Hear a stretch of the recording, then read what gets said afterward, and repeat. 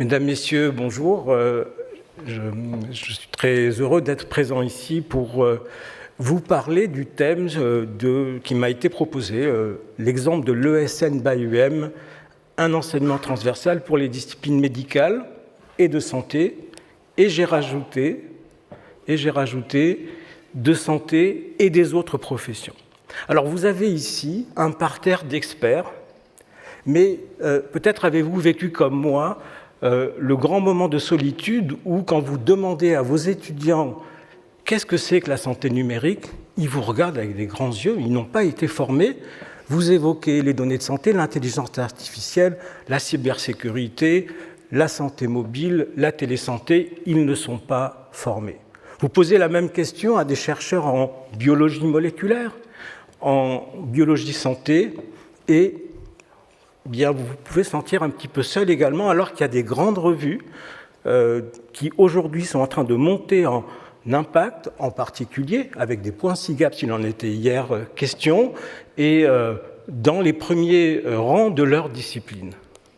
Alors, il y a 2 ans, mais jour pour jour, le 15-16 décembre, était promulgué un appel à manifestation d'intérêt en formation, sur la formation en santé numérique. Et cet appel à manifestation d'intérêt proposait de former non seulement massivement les professionnels de santé en formation initiale, mais également les spécialistes du numérique, les directions, les juristes, et puis les spécialistes également des affaires réglementaires, sans oublier l'ensemble des professions de santé en formation continue. Alors, pour la formation initiale, ce qui avait été proposé, c'est 5 domaines de compétences, blocs de compétences, qui sont présentés ici, les données santé, la cybersécurité, les outils et la communication, et puis la télésanté, auxquels n'ont pas été formés nos étudiants jusqu'à présent. Quelque temps après, au journal officiel, 14 professions étaient, ou 14 diplômes professionnels de santé ont été appelés à partir de la rentrée 2024 à être formés, et en 2025 ce seront les aides-soignants, et ensuite d'autres professions vont arriver. Alors il y a eu, je peux le dire, un engouement très fort au niveau national. En 2 ans, comme vous pouvez le voir ici, 24 projets ont été retenus, 3 vagues. Alors nous avons eu le plaisir effectivement d'être retenus dans la première vague pour l'ensemble des actions, parce que nous avons proposé l'ensemble des actions.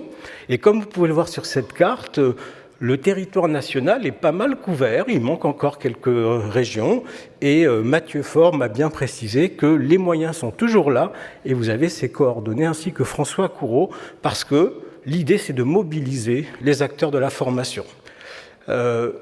À Montpellier, ce que nous avons proposé, c'est de co-construire l'école de santé numérique de l'Université de Montpellier et de ses partenaires, une école interdisciplinaire, hors les murs, on ne va pas créer des murs pour cela, décloisonnée, interdisciplinaire, inclusif, parce que nous prévoyons d'associer les usagers et les patients, et personnalisée dans sa conception pédagogique, une pédagogie de précision.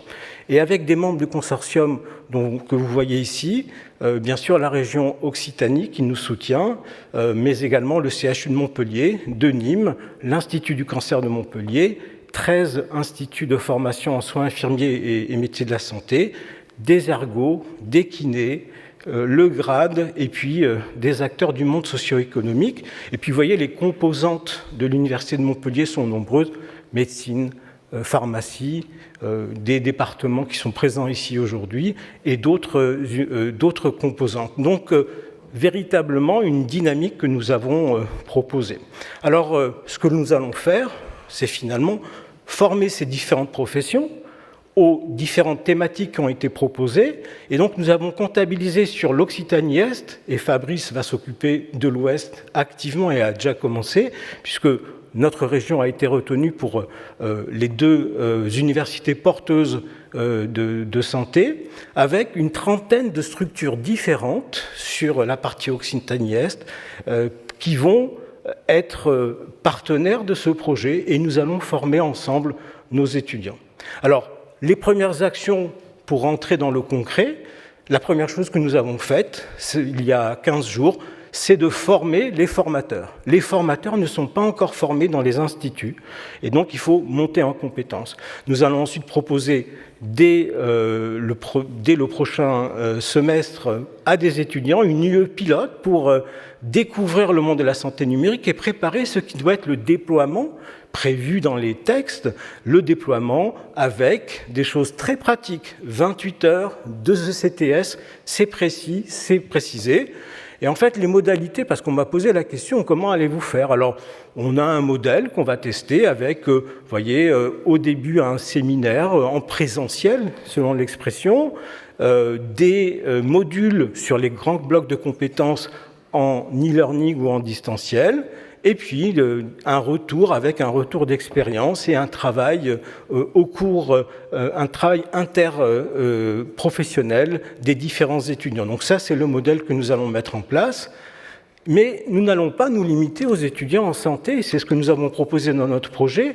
L'action 2, bien, nous allons créer des contenus pour des spécialistes du numérique et de la sécurité numérique. Nous allons également intégrer des enseignements dans le management. À la faculté de droit, nous allons créer un parcours droit de la santé numérique et au sein de la faculté de pharmacie, nous allons associer un nouveau parcours sur la réglementation internationale des dispositifs médicaux numériques. Et vous voyez que dans cette dynamique, nous formons d'autres et nous allons former d'autres acteurs de la santé. Alors, je n'ai pas de conclusion à apporter ici, parce que nous commençons, hein, c'est un projet sur 5 ans, nous existons, si je puis dire, depuis 1 an. Ce que je voudrais dire ici, c'est qu'il y a un enjeu, il y a des défis. Les défis, évidemment, vous l'avez compris, c'est la transversalité, c'est faire travailler ensemble toutes ces professions, et finalement, pourquoi ne pas le faire dès la formation initiale, dès le premier cycle? Et c'est ce que nous allons essayer de faire aussi en créant un campus numérique pour faciliter les échanges. Le deuxième défi, c'est la massification, c'est-à-dire que les étudiants sont sur les différents sites, nous en avons de nombreux, nous avons compté sur les 5 ans, on est autour de 20 000 étudiants à former, et il faut que les formateurs soient également formés et les enseignants soient prêts aussi à relever, donc il nous faut des spécialistes dans le domaine.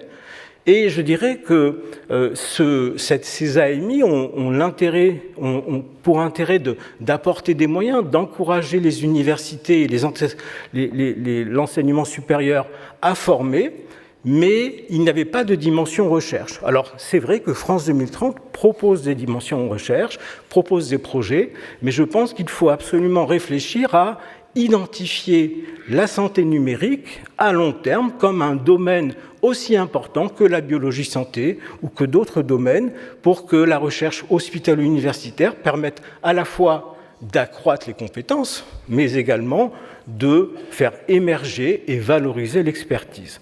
Alors, je voudrais remercier ici toutes les personnes qui participent. Alors, vous voyez, en préparant cette présentation, il y a une tirade qui m'est venue de Don Rodrigue au début. Il y a 2 ans, j'étais un petit peu seul. Je crois que j'avais dérangé ma doyenne qui avait été élue quelques jours avant. Et puis, nous partîmes 3 ou 4 et maintenant, nous sommes assez nombreux. Et j'espère que, au niveau national, nous allons ensemble mener ce travail collaboratif. Et je remercie l'ensemble des acteurs du domaine et pour votre attention également.